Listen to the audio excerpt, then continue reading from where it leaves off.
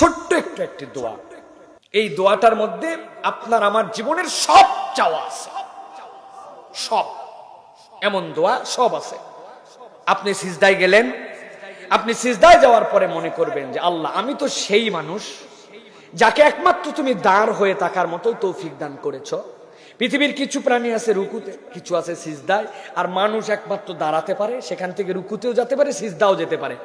আমি সবচেয়ে দাঁড়ানোর ক্ষমতা যে দিয়েছিল, এখন আমি সিজদায় গেছি আল্লাহ, আমি সবচেয়ে নিচু হইলাম।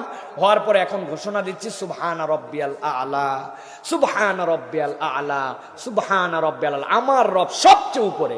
এইটা পড়ার পরে রাসূলুল্লাহ সাল্লাল্লাহু আলাইহি ওয়াসাল্লাম ছোট্ট একটা দোয়া পড়তেন, আল্লাহুম্মা গফিরলি যামবি কুল্লাহ দিক্কাহু ওয়া জিল্লাহ ওয়া আউওয়ালাহু ওয়া আখিরাহ ওয়া আলানিয়াতাহ ওয়া সিররাহ।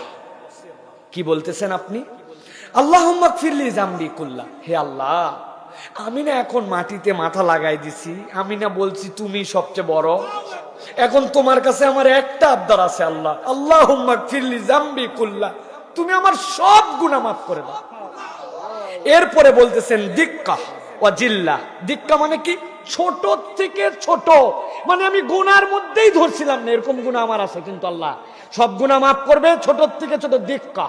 এরপরে বলতেছেন জিল্লাহ, বড় থেকে বড় যত গুনাহ, আল্লাহ আমার গুনাহ মাফ করো, ছোট থেকে ছোট ছোট সব, বড় থেকে বড় বড় সব। আউওয়ালাহু ওয়া আখিরা, একবারে প্রথমে যে গুনাহ করছি ওইটাও মাফ করো, একবারে শেষে যে গুনাহ করছি ওটাও মাফ করো। ওয়া আলানিয়াতাহু ওয়া সিররা, আল্লাহ কত গুনাহ তো প্রকাশ্যে করছি সেটাও মাফ করো, আর যেটা গোপনে করছি সেটাও মাফ করো। এই দোয়া যদি কোনো বান্দা হৃদয়ের অনুভূতি নিয়ে করে, সিজদাতেই আল্লাহ তার জীবন মাফ করে দেবে।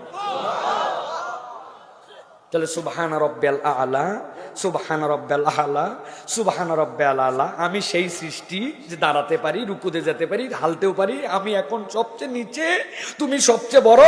আল্লাহুম্মা গফিরলি যামবি কুল্লাহ দিক্কাহু ওয়া জিল্লাহ ওয়া আউওয়ালাহু ওয়া আখিরাহ ওয়া আলানিয়াতাহু ওয়া সিররাহ। এইটা যদি কোনো বান্দা একবার বলে, আর তার যদি বান্দার হক নষ্ট করার গুনাহ না থাকে, শিরিক যদি না থাকে, আল্লাহ তার সব গুনাহ মাফ করে দিবেন।